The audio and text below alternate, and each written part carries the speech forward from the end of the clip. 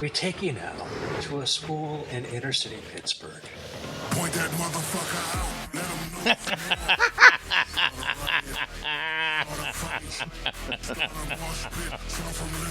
know. How did you know this was the newest song by Shaquille O'Neal, aka Diesel? Wow. Hey everybody, we're gonna get started with the Weird Things program in a minute. Hi! Hey. Point that motherfucker out. Let him know it's war.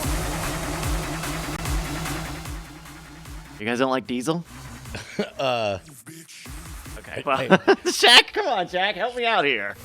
Not the Shaq I know. Not my shack. Not my Shaq. My shack sells the general auto insurance. He does that shoulder meme. Yeah, the wiggling. My Shaq goes to Walmart in the middle of the night to something to put together. My shack Leaves his credit card starred at the in cashier stand. Kazam. Yeah. You know the story about him in like Walmart? About Oh, Walmart?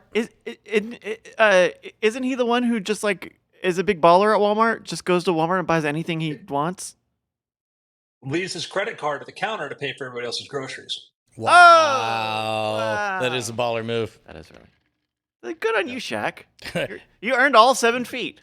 I just opened up the OED under baller. It says see also shack. Yeah, reserve deputy.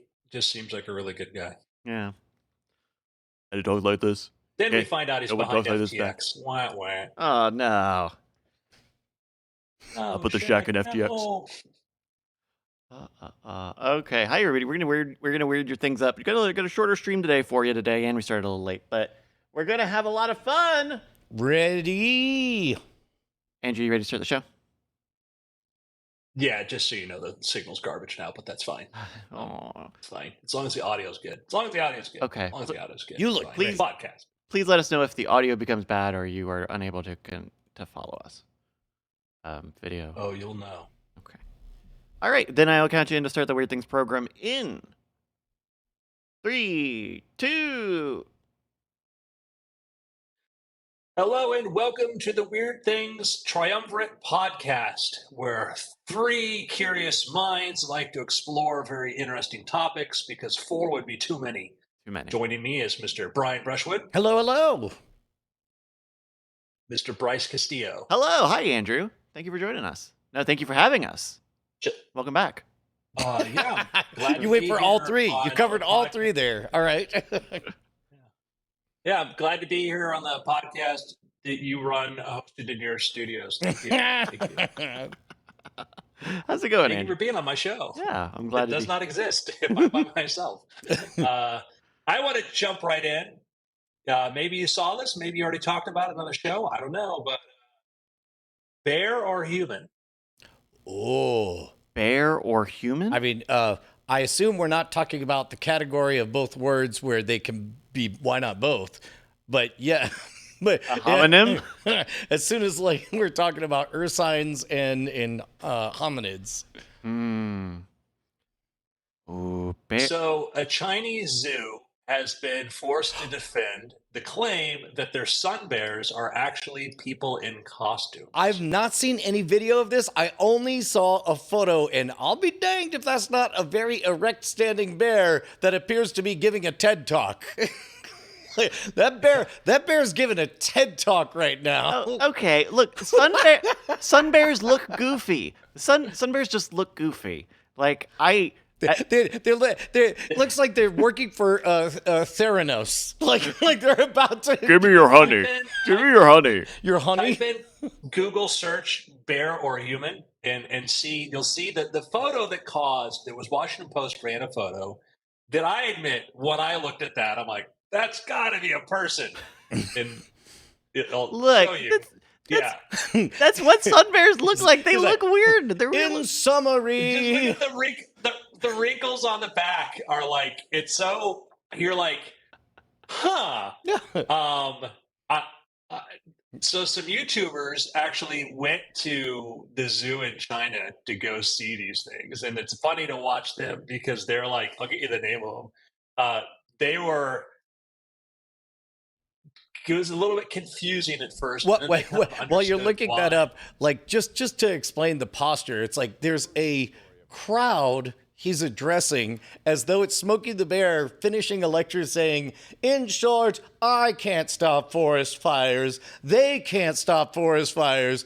Only you can prevent forest fire. Oh, look at that. That's a bear. Look at him move. That's a bear. I don't know. That's a bear. It's a big otter. And aren't bears big otters to begin with? I don't think they are. Look at I don't think they are to be. Bryce.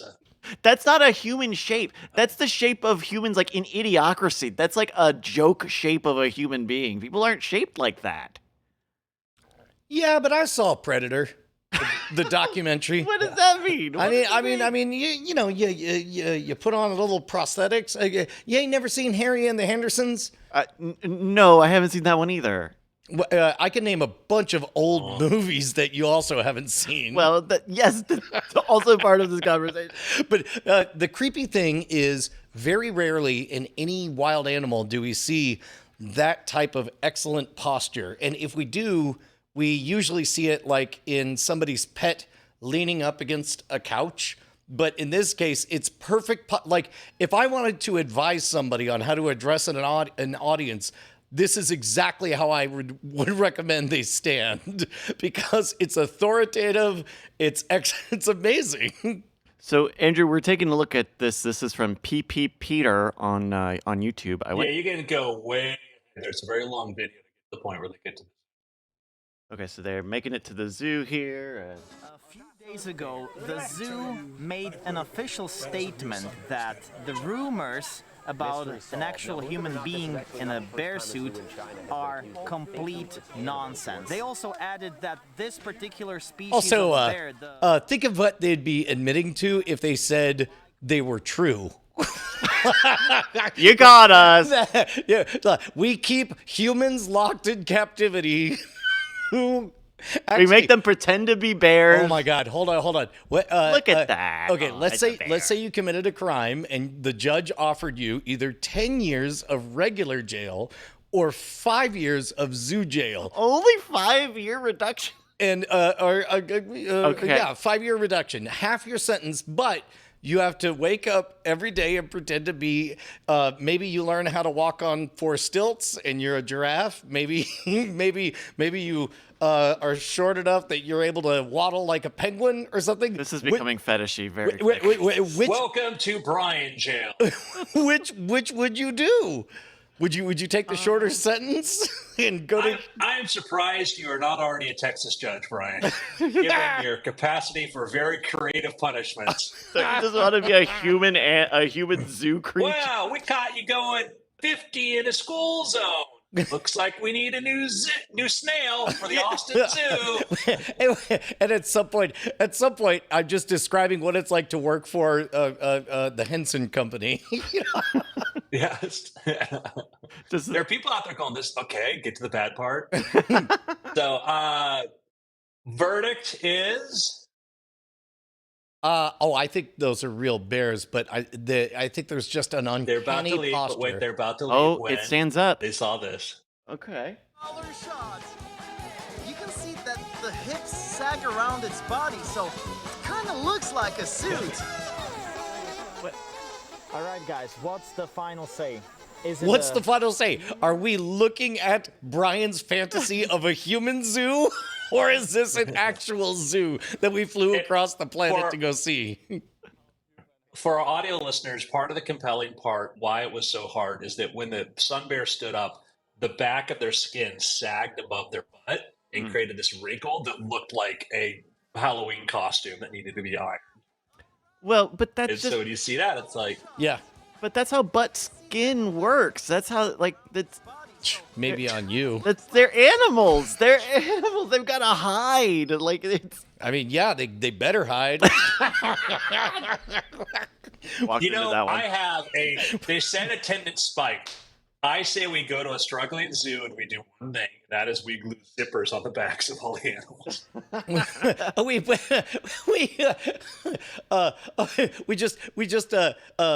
we glue little drawstring bows like down around their back that looks like a corset.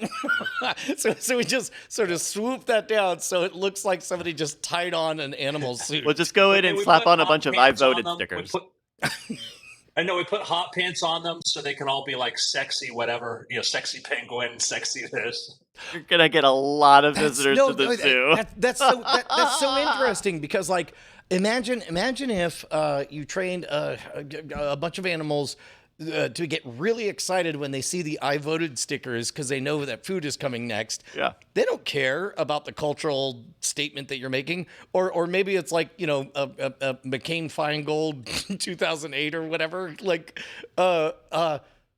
what is the morality of doing that? I feel like it's totally moral. Any zoos out there that want to boost their attendance, you can reach us here at the Weird Things podcast. We got a lot of ideas. Yeah, a Well, lot well, of like, ideas. you know what it makes me think of that we haven't talked about in a hot minute? This bubbled up out of my memory a couple of weeks ago. But remember that dude who, air quotes, trained a bunch of fishes and then went on magic shows to show his trained goldfish? Mm-hmm.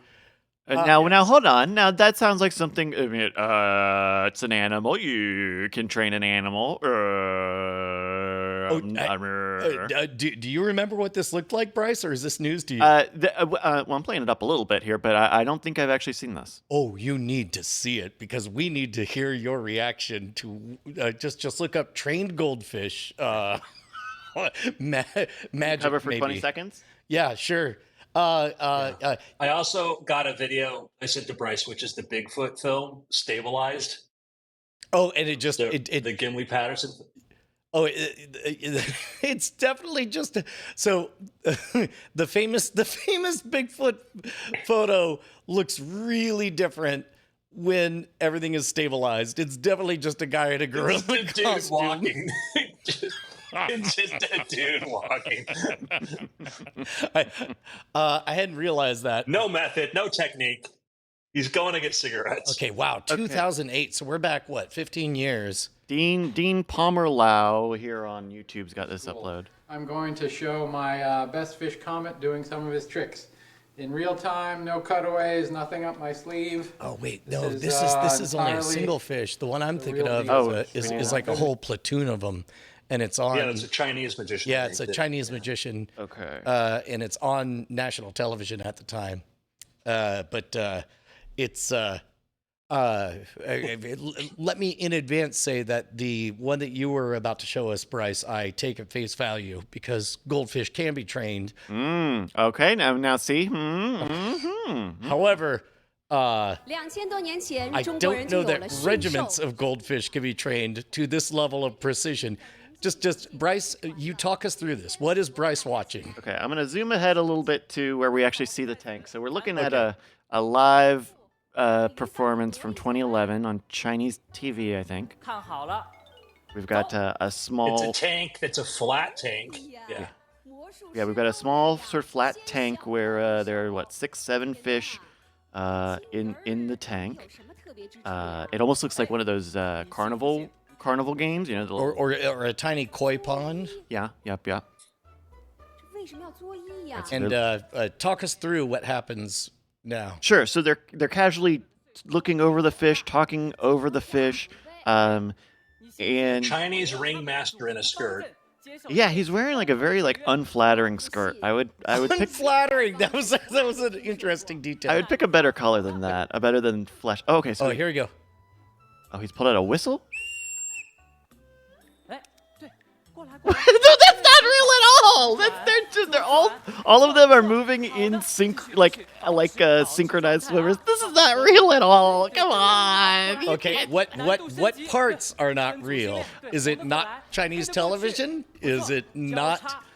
I can imagine a world where he fed these fish like a rare magnet and then had some junk under the table, like one of those football games.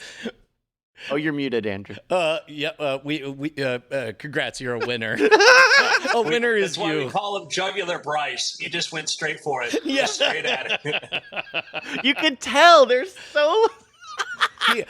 So at the time, because this was, 2011? when Secrets of Magic were deemed as more sacrosanct, he. Oh, did I just reveal? Did I sin? No, did I it's just sin? okay. Oh, No. Involving I think animal cruelty, it's I think cool we to- all agree that he sinned when he said, "Nope, they're just really well trained." And then people are like, "So you didn't feed lead shot into a bunch of fish and have magnets running around?" He's like, "Nope, just really well trained fish." Look at that. He put that fish in the painting. I'm sure the fish is fine. I bet he goes through a lot of fish. I'm so happy you instantly like. I feel like your I training wonder is if complete. I wonder if I've seen that before, maybe. But yeah, that's ooh,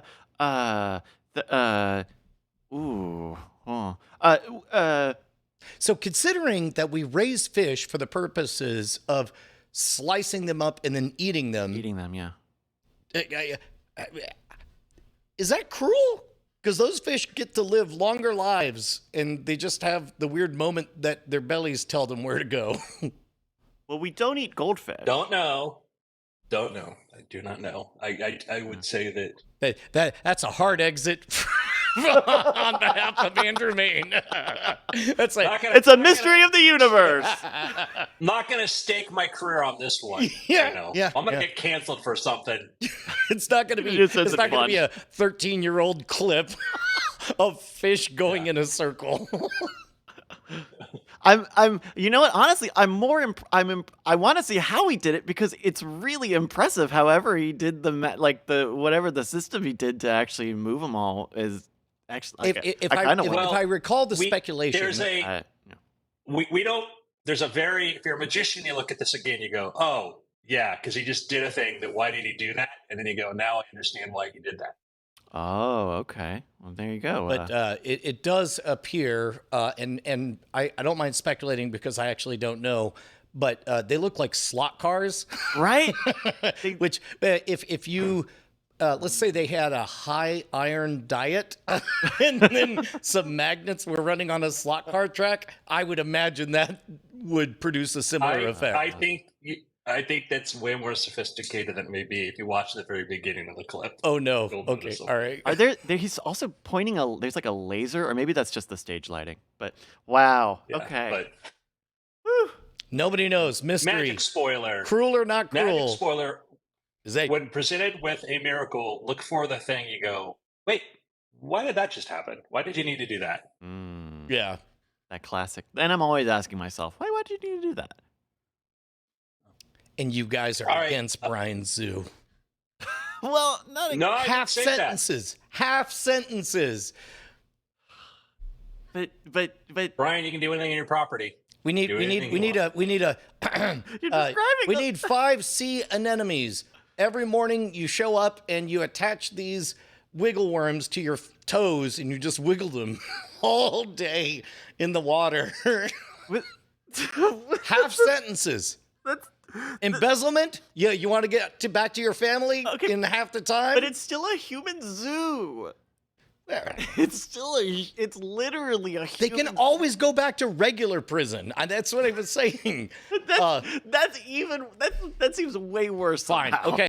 You know what? We also have another land. Just like Disney, we have human zoo land. We have regular prison land. We also have telemarketer land, and we also have. Can we put them in the zoo? We also have handwritten envelope land. All of them have their benefits. Come to Scanland, opening 2022. Oh. Opening last year. This is the next one. Oh, got it. 2022. Gentlemen, we have to break the sad news that it seems very likely LK99, the plausible superconductor that stole our hearts, just has not been able to match the threshold of reproducibility. Well, keep in mind, it's in very good company, along with things like the Stanford prison study and most of psychology. Well, I would say that it's in rare company because those things stood around for 50 years. While here, I think we had a great response. I love the fact that people went out to test it. And I had a friend who I like a lot, as a smart thinker, but he's like, "Oh man, I knew it was fake to begin with." I'm like, "Well, I think we all thought it was kind of fake. We shouldn't be judged by our gut checks. We should be judged by our effort to find the truth." Yeah. And I congratulate everybody that went out and tried to build samples and to test this. I think that was a great thing. And somebody go, "Oh, it was wasteful." Well, yeah, science is wasteful. Like we don't get to predict if we could predict what was going to work, then we wouldn't need science. Well, and that going back to the philosopher Karl Popper, like the core of science is not how good an idea or how much sense it makes. The core of science is falsifiability, and it's more important that you attempt 1,000 times. Like the whole job of science is to try to prove that something is total BS, and it's only when you get exhausted because it just keeps working that's when you're like, okay, fine. For now, let's assume that gravity is real, and then even then, it's for now. And the testing was like really fast. This was granted, probably because we ended up debunking it, but I'm shocked how fast we went through this whole process. Even I don't know, maybe a week or so ago, when it looked grim but wasn't exactly confirmed or surely was not replicable. Just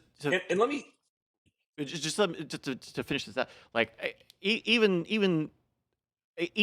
as far as a few weeks ago, I felt like people saying like, "Oh no, it's not real," was really quick. I like, well, maybe hope a little longer, but science has gotten faster, right? Yeah, I think too. To be clear, we believe it's not real. The consensus seems to. We still cannot actually say, because there's a lot of variability in material, whatever. And that's the thing we have to keep in mind too. Like, it's not like I expect there's going to be some Hail Mary a month from now. But to be honest and be truly scientific about it, we have to say, hey, this could still come out. It just seems highly unlikely. And remember, science isn't about yes or no or binary. Science is percentages, And so I'd say that we could say at the high degree of probability, unlikely to be true. So still. It reminded me a little bit, and this is just because I happen to be reading both at the same time. I'm midway through Alex Epstein's book, Fossil Future, where he was talking about a bias that among certain humans, where it's like, it feels like just existing is kind of an original sin against planet Earth or whatever. And the example he gave, at first I was rolling my eyes because he brought up cold fusion. And the cold fusion hype of, I think, 1988 or 89 turned out to be totally bunk. But the knee-jerk responses of people who were afraid of overpopulation, like your Paul Ehrlichs and so on, their response was, good God, I hope this isn't true, because then there would just be so much productivity. That would be a disaster for the planet, which was really fascinating to me. I thought that was a good observation.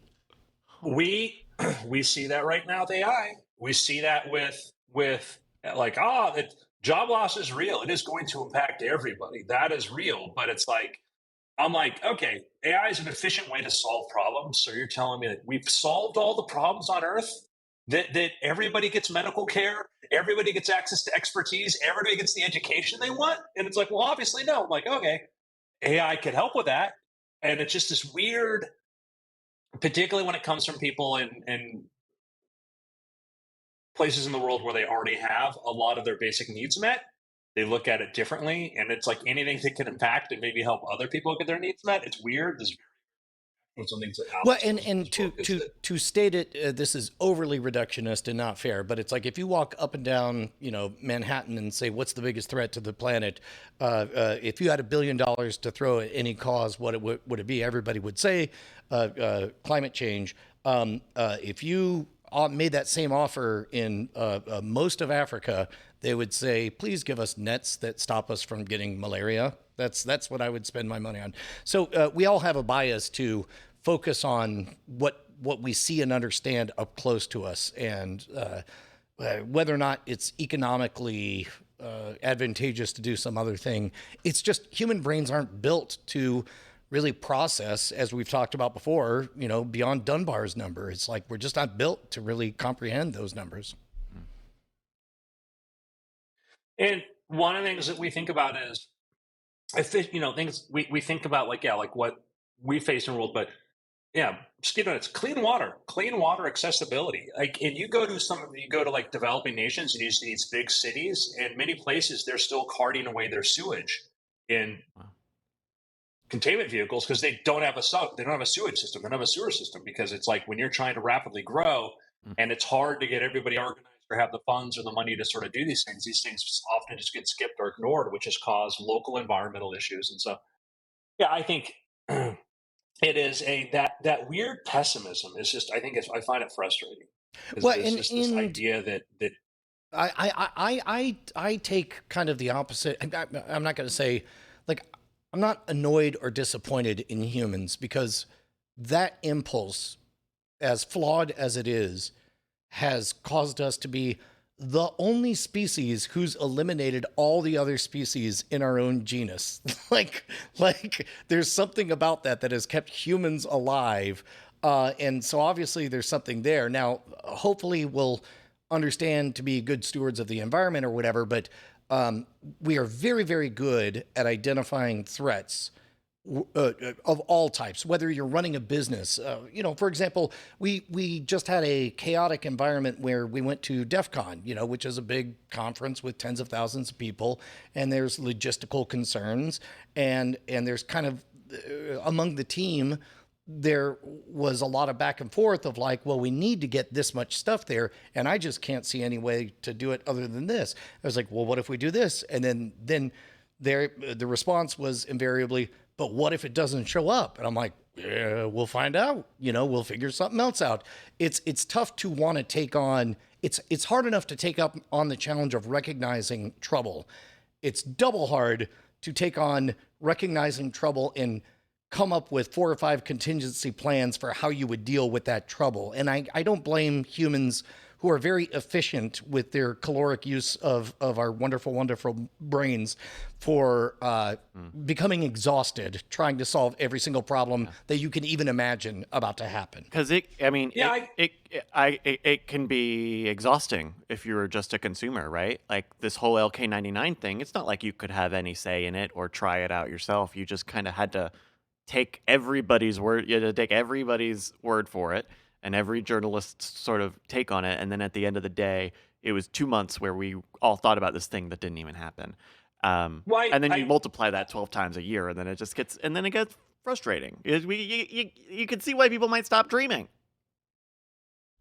Well, I would say that part of my criticism is more addressed in sort of, I don't know, we call them the talking head class, or sort of the quote kind of public intellectual or whatever that wants to be cultural elites, I think they say, or podcast. Maybe everything's loaded. Every term is loaded. There's no neutral term for anything. But there are people that, like you quote, we talked about, Alex point out, people who just seem upset with any kind of progress. They deem all progress bad. And they look at any human born as just a burden and not a boon. And which is just not, to me, not a helpful mentality, and not a humanistic mentality. I mean, to me, it's like people. The more people that we can have living a higher life sounds awesome. That like existence can be a pain, but it can be a joy. And the more people that can have a wonderful existence sounds like a great plan to me. There's a book that I enjoyed very, very much, and I already recommended it, but I can't say what it is. Because by an Austrian author who went through some struggles. Oh my goodness. No. What was it about? Why don't you tell us what it's about? Maybe that'll jog the title. Well, you know what? I'll be more vague on the plot points. It's Project Hail Mary by Andy Weir. Remember in The Martian where the same thing that was a disastrous problem was also not a problem for the same reasons? Like the main character in the very opening scene is caught up in a windstorm and becomes injured. But later there's another windstorm, but he explains, but I don't have to worry about it because the air pressure is so low. Duct tape is enough to hold this. And there's a similar thing in Project Hail Mary where there's a disaster of great proportions, but out of that, they discover an incredible energy thing that makes certain things possible. And it's only after the book was over that I was like, wait a minute. If that thing that was causing the problem is so powerful, why didn't you use that to fix the problem? Instead of it's a wonderful, wonderful book. I enjoyed it very, very much. But the same thing that was the problem was also the solution if you back away from the narrative story. Like in The Martian too. That's exactly the point I'm making. Yes, exactly. Yeah. That was If you could I've get met past that, people I who think you would, the audiobook version of Project Hail Mary, so I'll check it out. I can't think of a single science fiction book in the last 50 years that has inspired more people to go into sciences than The Martian. I've met biologists at NASA who said that made them want to get into that. And so that is why I have to get over my first, no, wait, that makes no sense at all. That's not how it works. When I read the book, I'm like, why are people saying this is so scientifically accurate when this is not the case? Well, that is an Andrew problem. That is an Andrew problem. I was gonna say I guess some people were talking about that partially about the accuracy of that, but yeah, that was a bigger. It was a crossover. It was a crossover hit. That book did wonders. Andy Weir's a great guy. It is an Andrew hang up because I think I was presented to me as this really accurate book on Mars, and I'm like, no, that's not actually true. No, that's not true. Like there are a lot of great science in there.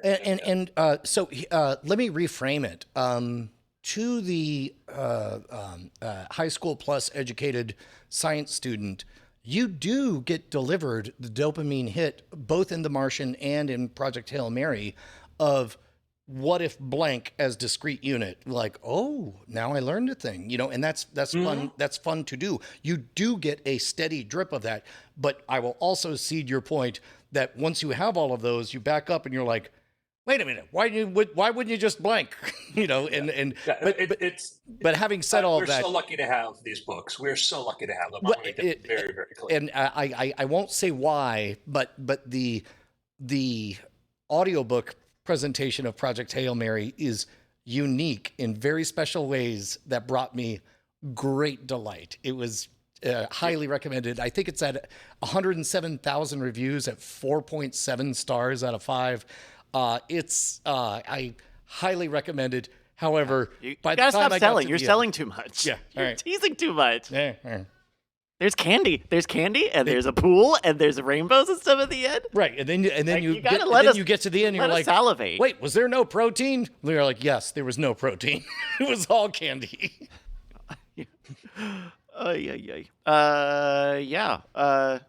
Space.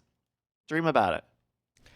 Dream about it sometime. Big fan. Hey, speaking of space, I think it was an Economist podcast I was listening to about the race to the South Pole. Have you heard about this? Oh, I think we had a link to this in our weird list last week for patrons when we didn't have a show. We made it there, guys. We made it to the South Pole a long time ago. Sure. Really but which South Pole you think we're talking about, Andrew? The southern one. We're talking Brian, hit him up. We're talking about the lunar South Pole, which is thought to have a fine repository of water, of H2O. I was about to say liquid water, but it's definitely not liquid. But that would be a core component. But because orbital trickery that you have to do to hit the South Pole on the moon is a little more complicated, we've had over the last few years, I believe there are 4 craft that are in transit trying to make it to the South Pole. Some have taken long orbits and some have taken short orbital paths. And so like that's basically the Goldilocks zone, or as close to it as we're going to get, of where to set up the first permanent moon colony. Yeah. Last week, Roscosmos sent up their lander, and in India's was in orbit, but the it's a race. It really does seem to be a race of who will land there first.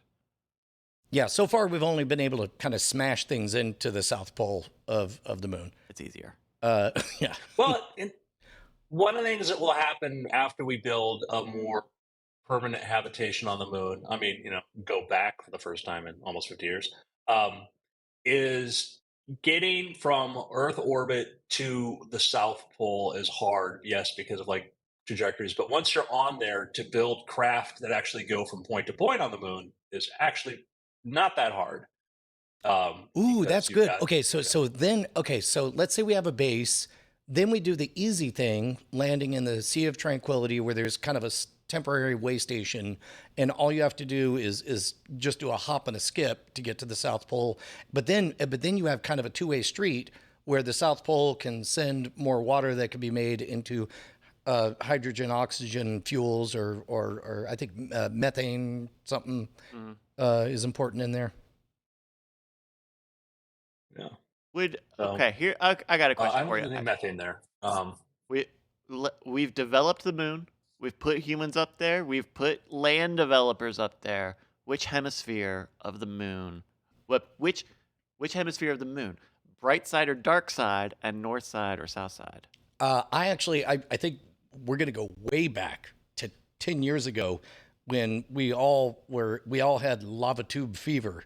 Like, I think that once you have a base on the south side of the South Pole of the moon, then you start doing probes and you figure out where, because each lava tube could be basically the size of a Manhattan, just seal off the top, and then those are the hot spots. But that was not the question. Mm-hmm. The question is, The cooler one. do you want to live under? You want to be a chud? You want to be a neo chud? Come on, don't live underground. Look at that pale blue dot. You know what? Okay. See, you have two, Blue dot You side. have 2 weeks long for your day and your night cycles. Mm-hmm. So the question is, oh my God, you're gonna love this condo. It has a view of Earth, Mm-hmm. and then is somebody gonna say, oh, Earth? That's the last place I want to look at. I want one on the other. Yeah. I want one on Can the you- dark side of the Can you moon. cover me in a lot of rocks and metal and stuff? I just don't want to see anything. I don't want to see the sky or anything.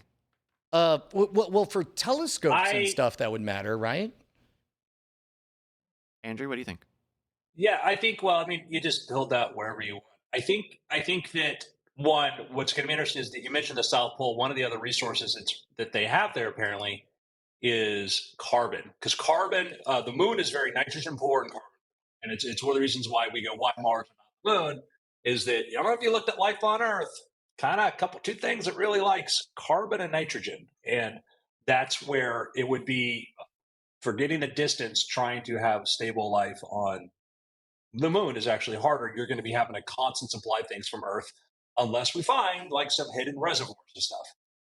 So, what about we've talked about a solar system wide array? Like, you could have an entire orbit of like the James Webb telescopes, all the way around a single orbit of the solar system, and you would effectively have a solar system sized telescope. That's, I dare say, a long way off. But you could, would there be a benefit to, oh no, I just realized the dark side of the moon is only dark side to Earth. You still are Well, going to the see. advantage of the dark side of the moon is for picking up electronic transmissions, because basically you have this nice shield that keeps you from listening to things from Earth. If we're talking about building an electronic telescope, So you'll there you'll still are be advantages blind to it. with sunlight for half, every 2 weeks. But then when it's during what we consider to be a new, Nighttime. or I Dark guess, time. no, a full moon. During a full moon, you would have an unparalleled, if you did something like the Very Large Array, you'd be able to, that's a big telescope. Yeah, the size of the moon. Yeah. Yeah, get some glass out there. No Lens. interference, giant, check this out. March 13th, 2023, the Lucy Night Pathfinder is scheduled to launch a few years from now. That's nice and specific. A few years from now, a small radio telescope on the far side of the moon could help scientists peer into the universe's ancient past. The moon instrument, called the Lunar Surface Electromagnetics Experimental Night Lucy Knight is a pathfinder being developed by the U.S. Department of Energy's Brookhaven and Lawrence Berkeley National Laboratories, the Space Science Laboratory at the University of California, Berkeley, and NASA Science Mission Directorate. The base of the idea is they want to put a lander on the far side, and Wow, look at That's that. No, that'd be See if great. they can put your name on it, that's, Brian. that's a secondary thing. Call it the Schwidoscope. I don't recall if we talked about it. One of the downsides of all of us talking to each other all the time is it's hard for me to remember which program we talked about it on. But did I describe for you seeing the Starlink array pass overhead? I think I sent you guys a picture, but I don't think I was there that next week. What was the experience like? Yeah, I mean, it's exactly what you would expect. It's like you're told that at so and so o'clock there's going to be an array of 15 Starlink satellites going over, but finding a spot where it's dark enough and then not being sure if it's happening or not, and then it gets brighter and brighter and brighter. It was a real treat. Highly recommended. And I forget. I'm sure there are a billion websites that cover it, but basically look up, all you have to do is put in your zip code, say when you want to see a Starlink overpass, and it'll give you the next awesome window. It was great. It was really great. Wow. There you go. I think Find Starlink might be one of those websites. Yep. To find that. Wow. And that's pretty much what it looks like, what you're seeing there. It looks like a bunch of dots and dashes passing overhead. But they're like in a row and they're like in orbit with each other, so they look kind of human. But it is definitely, next to the eclipse, the biggest celestial event I've ever seen with my eyes, because it actually is spread across farther than the full corona of a solar eclipse. I guess wider. Yeah. I mean, it's only one line, a bunch of dots or whatever, but it is the biggest celestial, well, I don't know, maybe Hale-Bopp or Halley's Comet. I don't know. But it's up there and it's worth seeing. And yes, it's man-made, but you know what else is man-made? Rad fireworks on the 4th of July. Those are worth watching too. I'm overly defensive celestial watching man. That's my new character. Starlink. We want to do picks? Yeah. Do some picks. I got to pick, and I mean it. Pick it up. One of those books. I very rarely does a second season of a thing come out, and then I discover that starting from the first season, this is great, and I don't know how I missed it. But the greatest thing I've seen on Apple TV Plus in the last year was not the third season of Ted Lasso. What? It was not anything else. It was even Severance. I don't know if that's that was actually a joke, but actually maybe. I mean, maybe, I don't know. Hijack was very good, but my favorite right now is the first season of The After Party, starring Sam Richardson. It's great all-star cast. So many faces you'll recognize from so many talented comedy shows. It looks like they're changing the name to Suspect so that they can keep on doing sequels. But boy, oh boy, did I love it. It's one of the I could spoil the conceit, right? It's one of those That's stories. spoiling to talk about the conceit. Okay, yeah. The whole conceit is there's a murder and there's kind of a goofball of a person trying to solve it. Tiffany Haddish.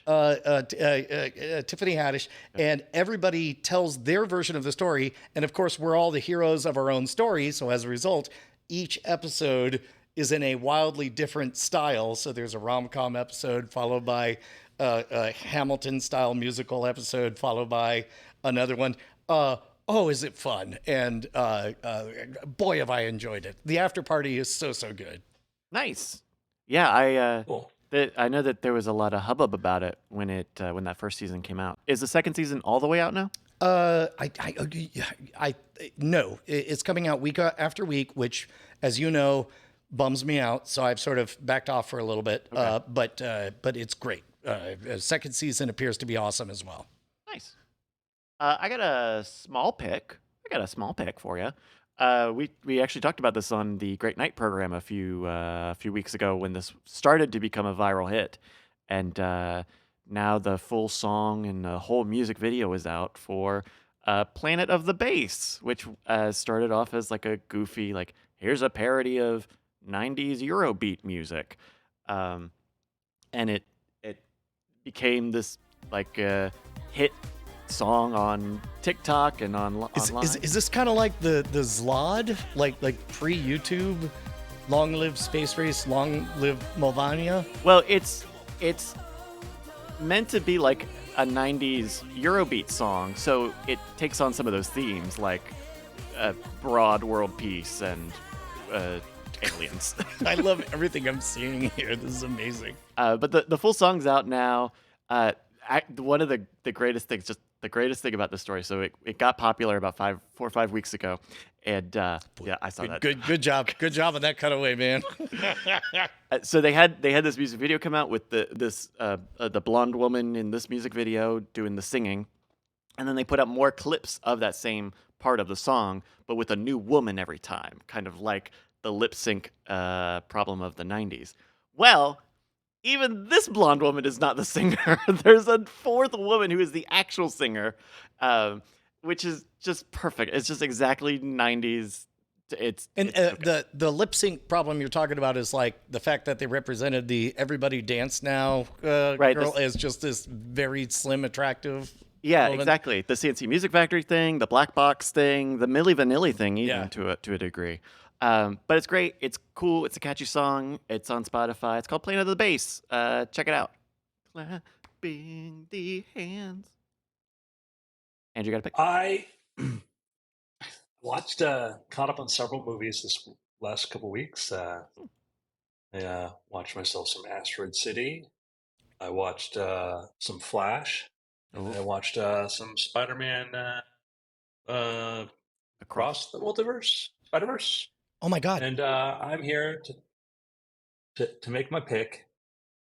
Man, Star Trek: Strange New Worlds second season has really been fun. I've really enjoyed this.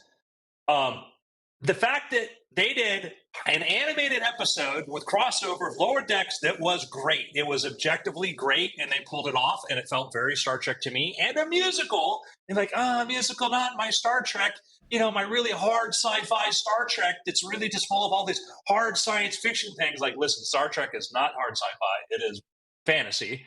And when it's done right, it's great. And man, love this. I have not seen the musical one, but I'm 100% down for it. Have you taken a look at that one yet, Bryce? I have not seen it yet, but I did like that crossover episode was good. We talked about it on After Talk when it came out. It had no right to be as good as it was, and it didn't. I don't know. Like on paper, if you submitted that to me, I'd be all like, "Nope, hard pass." I'd be like, "Yeah, if you could pull this off, but nobody's going to be able to pull this off because it's just not going to work." And they nailed it. It was so. I just kept going like, it. If you had told me a year ago, like the beautiful thing about Strange New Worlds is that I'm sure there are people who like Star Trek Discovery. I don't know who those people are, but I'm sure you like it. That to really take Star Trek into new and cool directions, that's what this did. And I think to be doing Star Trek stories almost 60 years since Star Trek first came out, and to come up with fresh takes and things like this, to take that same, you could take this stuff back in time 60 years ago and show it to somebody and be recognizably Star Trek, and actually the characters are the same, some of the same characters than before. But then the idea, like, adapt and evolve, and like let's if you can live in a universe where you can have a magical Q-like being, or you can show up on things that look like Shakespearean sets in the 1960s series that look just suspiciously like, Burbank Studios or sound stages. Well, why can't you have a musical? Why can't you have, a cartoon episode? So, well, and there's just so much joy and so much fun, and there's always been winks and nods. Like even in Picard, they did kind of a time travel theme that they recreated scenes from time travel episodes in the movies. But there was this great moment where to acknowledge the fact that we went from a cartoon world into reality world, like the reality cartoons are like, they can't wait to get back to their own timeline. They're like, this time is so weird. Everybody talks so quiet and so slow, and like, it was just the right amount. It was so good. Yeah. Uh, yeah, very enjoyed it, and yeah, they get to a little more serious story arc there. There's a moment. Watch the musical. I want to see if there's a moment where my wife said to me next. I watched it while she was asleep. She goes, "Why are you laughing?" And I said, "I'm going to explain it to you, but you kind of have to be a kind of a Star Trek fan, and like I don't really laugh out loud." And I Oh, was so it's that laughing out good. loud. It's There's a that. moment. I mean, it's just it's gonna be it's a musical. It's gonna be they're gonna shoehorn in songs here and there, whatever. There is a moment. Yeah, for me it was just I died, and then we'll talk about it later. There you go. Check it out. Strange New Worlds. Yeah, so happy. I get frustrated when I hear, well, maybe this thing it's ran its course and it needs a timeout. Well, I heard that in Little Discovery, like maybe it needs a timeout. Picard, like no, it needs great storytellers. It's the same solution.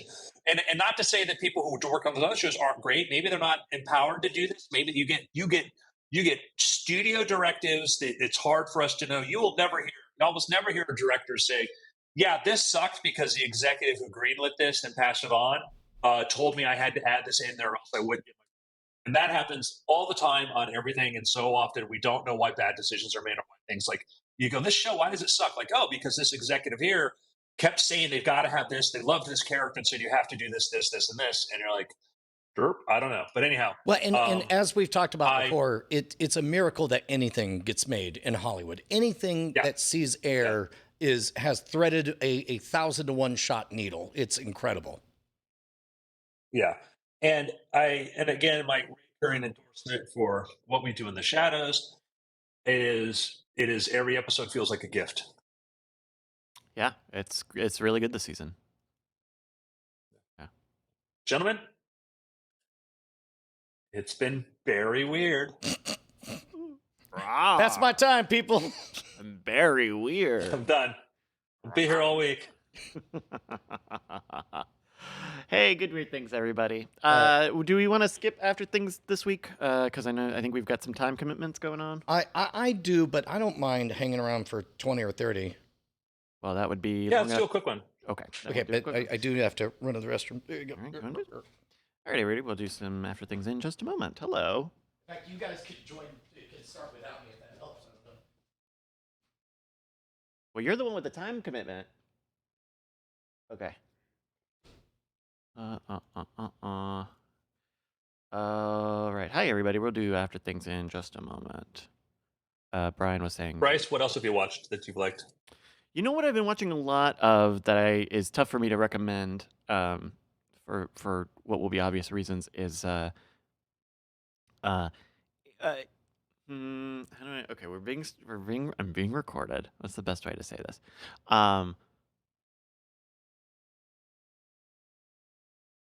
If you're willing to give up fidelity, we talk about on Cord Killers a lot,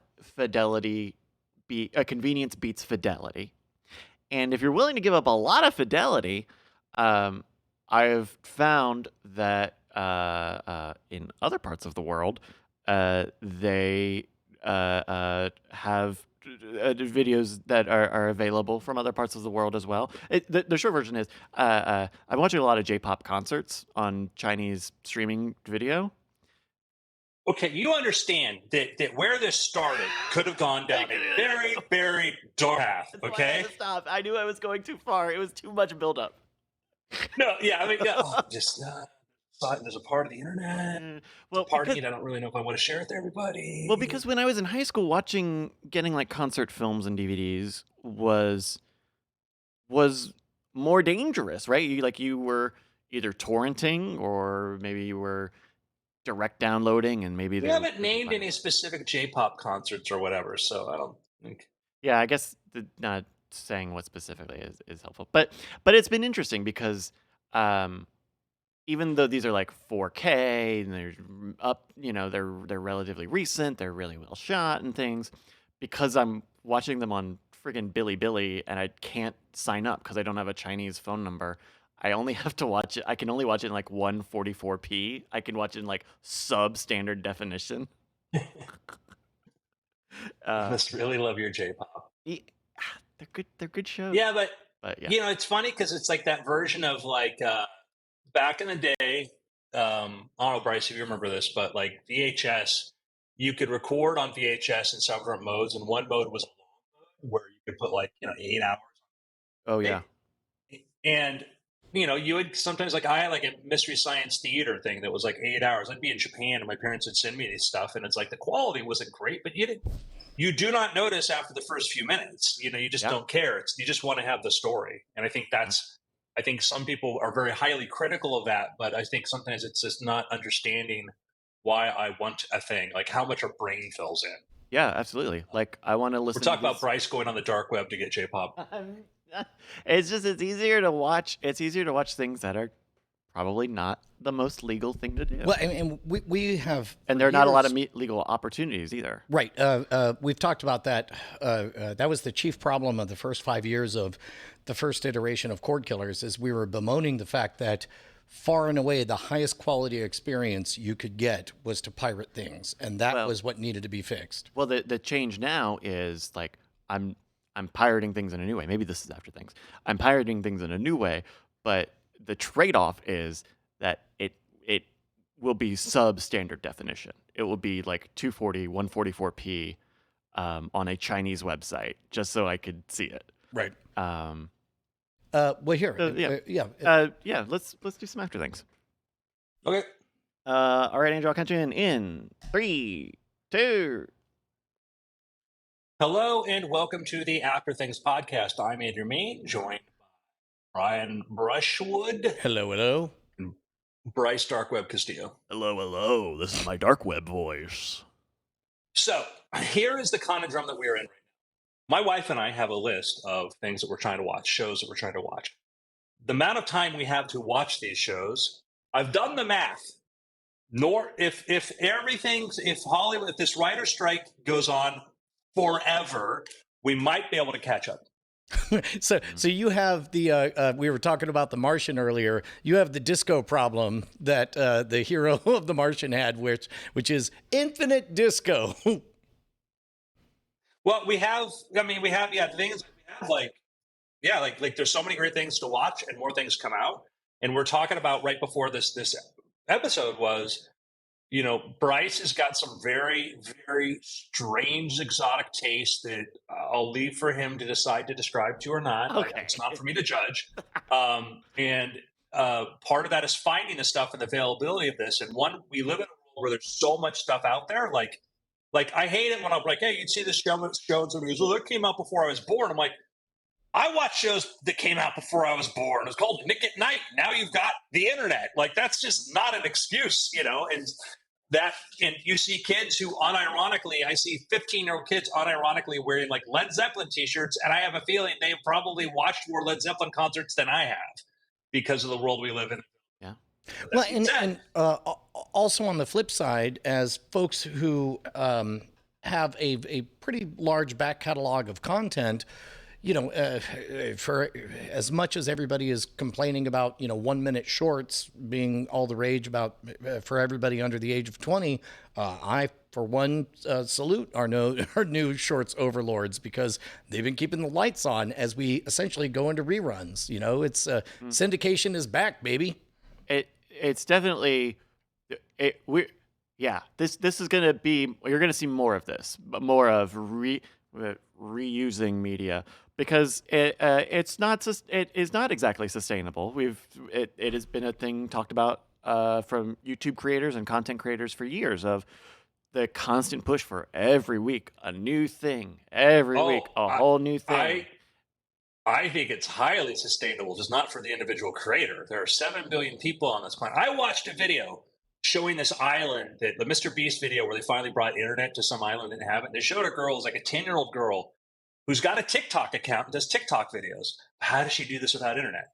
Well, she has a phone. She has a little Android phone. She sits it down. She records her video. And then when somebody goes to the mainland, or she goes to visit her cousins on the mainland, she brings her phone and uploads it. So there are way more content creators waiting to happen out there than there are exhausted content creators right now. And the tools and everything else like this, we're just going to head towards a singularity of content. I suspect that the inverse is also true, is that the people who are currently exhausted are also under under permeating their content. Like, I have no specific knowledge about this, but if I were to place a bet, I would bet that within 1 year, you'll be able to click a button on a script that will take all of your back catalog of YouTube content and translate all of the closed captioning to whatever language.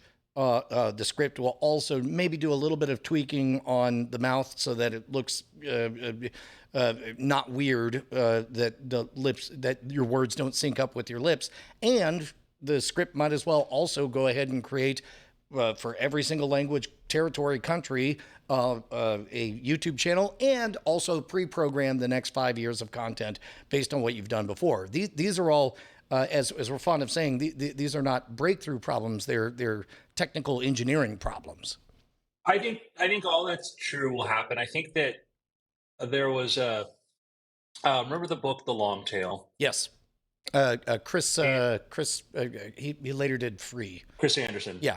Yeah, Chris Anderson. I also wrote the book Free, and Free was interesting because I think on Twitter talked, it was like, Free, I highly recommend both these books. Some of his predictions way off, some of them very accurate. In Free, he was very dismissive of Facebook and like he thought it was massively overvalued, $400 million company or something, But what he because he was looking maybe he was just ahead of his time, because currently I think Meta is highly overvalued. I think it's worth maybe a few more than 400 million though. Yeah, it's reach, and I mean it's like a $500 billion company now. But anyhow, but the thing that he talked about was, I mean, he the idea of cloud services and stuff. He kind of had a really good idea of premium and whatnot. And then, but he talked about in The Long Tail was the idea that content can have this big future. The idea that something that was just buried forever, you put out a book, doesn't exist, but now it can go onto Amazon and it can be bought. Like my long tail income is actually pretty good. Like I don't do much for like Magic anymore because I don't support it, but my long tail income from my other books for other people would be a really great income for writing income, what not a good part-time income at least. That being said, I see the value decrease every year because the amount of content every year. And I think the thing is that tail gets skinnier and skinnier and skinnier. And you can do things like move it to a digital platform, do foreign rights and stuff. But the sheer volume of content out there just is increasing at such a crazy rate. However, your real-time value as a result of that reputation, I would say, has gone up. Now, in your case, you've got really, really interesting other projects to dedicate your time to. But if you're just a plain Jane independent content creator, the bigger your footprint, the more valuable your speaking fees become. Oh, I'm not arguing against that being a content creator at all. I just think that like the model is just changing so much, and the window, it might be, your window. I mean, I don't think this is the case now. Like I've talked to companies and people who go up and buy older content from content creators because they know there's a big market for it, and so basically that video that's been sitting on somebody's website since 3 years ago that got really good reactions, repackaged, redone, there's an entire new audience waiting to happen. And that is a real thing. But I'm thinking 10 years out, Long Tail was written in 2004. We're almost 20 years at that. And so right. We're talking about 20 years from now, I think it's going to be, there will be influencers, people in the moment. And I think it's just going to kind of be, I don't know what our attention span is going to be for the old stuff. Yeah. I wonder if there's going to be, and this is pure speculation, and I wonder if content creators are going to self-aggregate into long timers and short timers. Like people who are like, I'm going to do this for 80 years. And by the time I'm 80, this silly stuff I've done when I was 20 will still be contributing to my stuff. And then there's short timers who are like, yes, I was the person who happened to take a water balloon in the face on that one video. This is not what I want on my tombstone. I will sell the rights and be out. But I mean, that's sorry, because that is pretty close to how it is today, right? With the viral, your viral hogs, all the content correct. farms. Well, I just think the contrast is going to be turned up, because it used to be like, for example, the Chive or Atmosphere.tv, they'll hey, you did a belly flop. We'll give you $200 for the rights forever. It'll be non-exclusive. You still retain the rights to whatever. I think instead we're going to buy that for $200, but now it's ours forever, and we do whatever we want with it, not you. You're gonna it's just that's a trend of less digital freedom, democracy. It's a more closed down evolution. I mean, I don't know. Certainly, I have a It's bias because I'm betting on retaining the. I mean, look, there's a reason that I slowly divorced myself from every network I've ever worked with. so I'm certainly placing a bet that retaining full rights is a good long timer strategy. Because But I think you'll see more people generally avoid doing that. I think what you're describing, or at least my opinion on it, is the opposite will happen, right? More casual content creators or people who luck into viral videos will more readily know, oh, don't do a 360 deal, go and do the right deal, right? There will be someone will pop up from the viral hogs and say, oh, they want all your stuff forever. We're gonna be indie hog. We're gonna do the better. Like, there's that's not a interesting. stranglehold over this. I mean, America's Funniest Home Videos has been around for 30, 40 years, and it's still not the definitive way where we see things, even though that is presumably the most right way of collecting content and presenting it. Let me introduce to an element that the blockchain and everything else, the crypto world, I was profoundly disappointed, like many people, the way it turned out. And partially, I mean, again, I wasn't invested in it, so it's not. I was just because I said, man, this could solve a lot of problems if we really wanted to solve these problems right now. And one of them is an idea we talked about, a decade ago was, what if you, Brian, and 8 other people get together and say, hey, let's build a system so we co-promote, cross-promote, whatever, but we're going to use this system to basically run it. Let's create a syndicate that will run this thing for ourselves. Here's the code. We can all see the code. We can do this. It's going to insert a plug for Justin's video into 1 out of 5 of my videos. It's going to do this, all this sort of thing.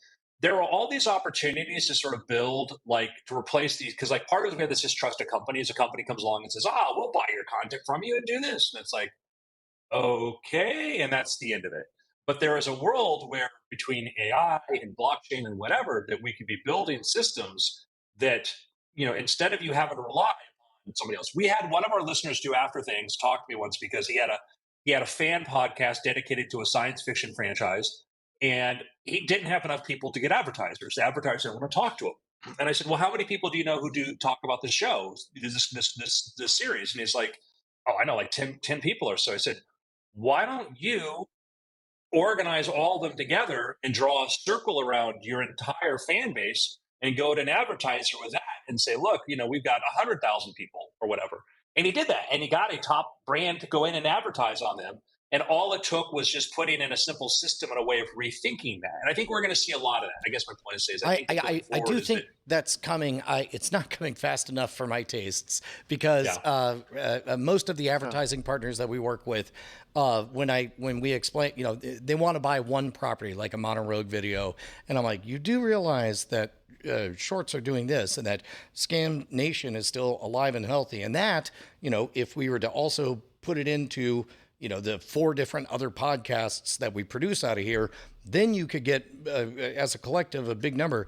And then, but there right now, I hope we're at the tail end of the kind of like, yeah, but what they'd really like is just one plug on one thing that has a big number at the end. So I don't know how much longer that'll stick around. Yeah, I think it's waiting for as the influencers and as these videos started to get big enough numbers, it was worth the attention of marketers and people in ad agencies who are going to other places to do this, who could go to people the ad budgets. And we're back into the 1990s Yahoo kind of world, pay for placement and stuff. But like you talked about before, like you want to talk about that ad tech, like Brian, what if anybody who wants to advertise on you can, all Bryce has to do is say yes or no. And then virtual Brian records the spot and it goes into your feed and you have 500 different spots, Well, and there's I think there is a place for that if it's this certain type of thing, but without giving details, there was a product that sounds great, but I realized that if most people say it, it didn't really matter one way or the other. Maybe they're real, maybe they're bad, whatever. But if I were to say it, it would be ruinous to my reputation as the guy who is on your side looking out for scams and cons. And I had to turn them down because, like, it sounds great, but the benefit is unclear. The user experience was not great. For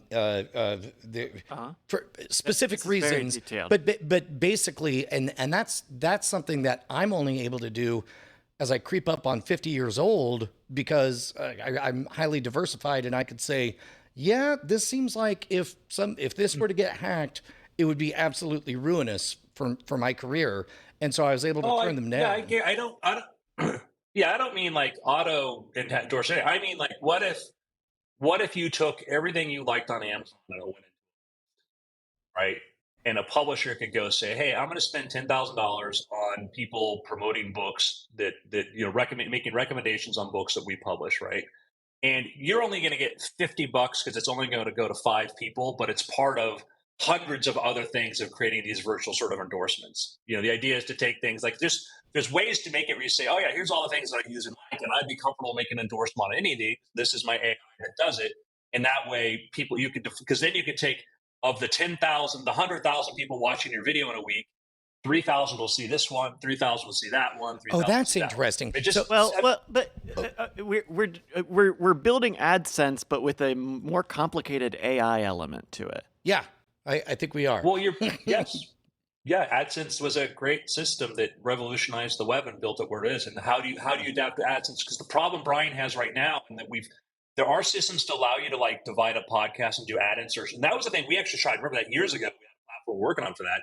But that is the idea is with video stuff. Now with the idea of instead of inserting try, Unbound VPN and it's something else. If Brian's like, yeah, here's my list of approved things, and he's only going to spend 30 minutes a week going over that list to approve it. Yet there's going to be a thing creating hundreds of hours, 50 hours of different commercials of Brian supporting these things. So if I'm following this correctly, a parallel might be hypothetical here.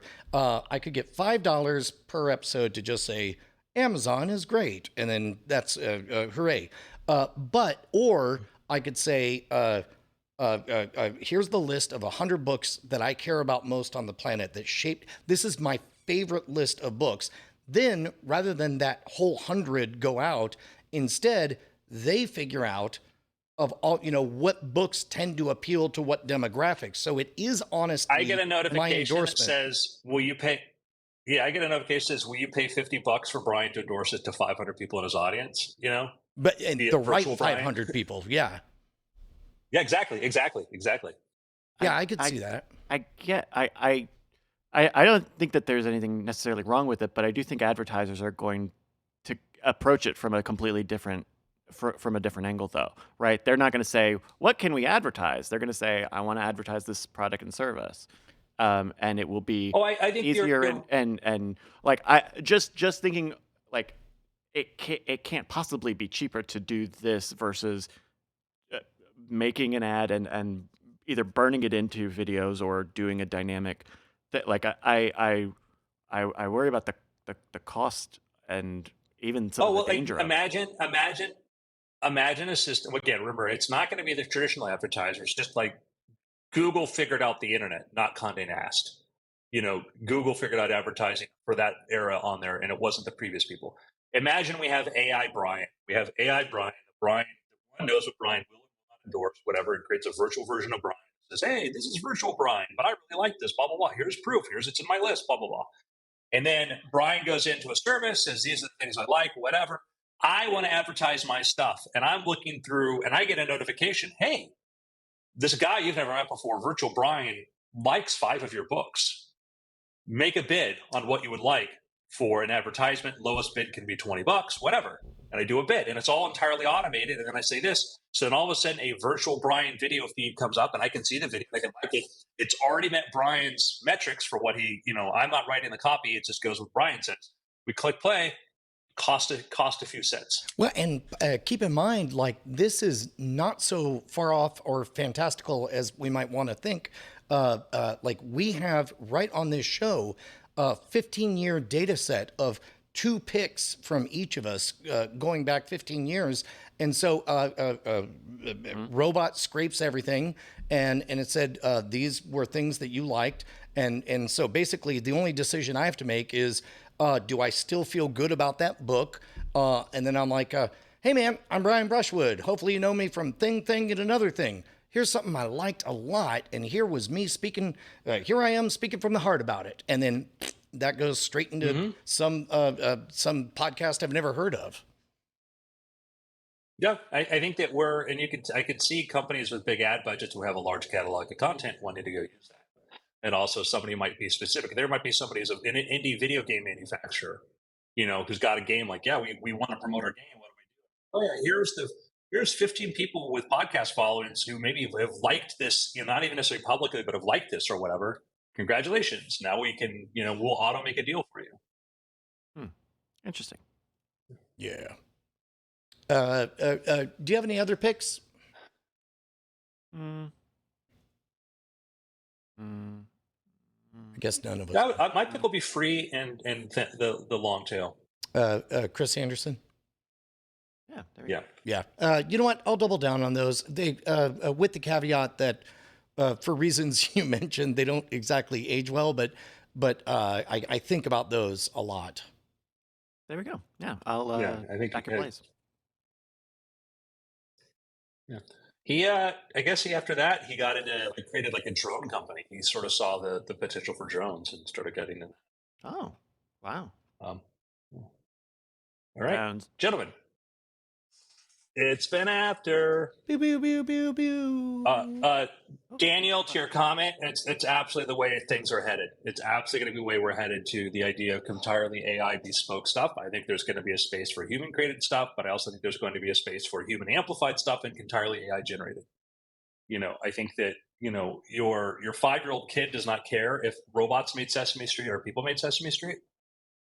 We love storytellers, so there's going to still be a demand for many things to have a human in the center of it because we like the idea that somebody like us created something. But there's going to be places where we don't care; it's just entertainment. Yeah, I'll say my experience using a generative, one of those LLMs has been it's very good at writing. It is not great at knowing the story or following. It's not great at long term yet. Fact checking or whatever, yeah. Yeah, or you could just tell it kind of gets stuck in its own loop. Which by the way, but let me ask you a Everybody question. What was your experience 3 years ago with them? Oh no. Not complaining. No, we're all on team. It's getting better all the time. I'm saying that's the rate of development. Yeah. I'm saying that the rate of development is so insane that's hard. The part that's making me happiest is seeing people understand what it is and what it isn't, because at first people are like, what, a robot that talks? But now it's like on the ChatGPT subreddit, somebody was explaining the question was, why can't ChatGPT count the number of words in a thing? And it's like, and very patiently people were explaining to each other, it's like, well, you got to understand something tokens when it starts answering, it doesn't know what the answer is. It's really neat you can get it to count. You just got to use the right prompt. Exactly. And yep. But it's neat to watch more humans get a little bit smarter about how it's working and what it does and doesn't do. Yeah. I could not know in no timeline what I predicted we'd be is at the state where we are right now with people's use and adoption and incorporation of it.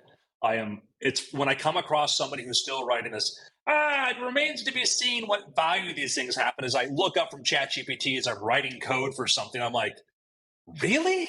like we're having this conversation now of excuse me, let me just go finish doing a polish, on this thing I have to do using ChatGPT. Now tell me again about why it's not any use for productivity. It was just...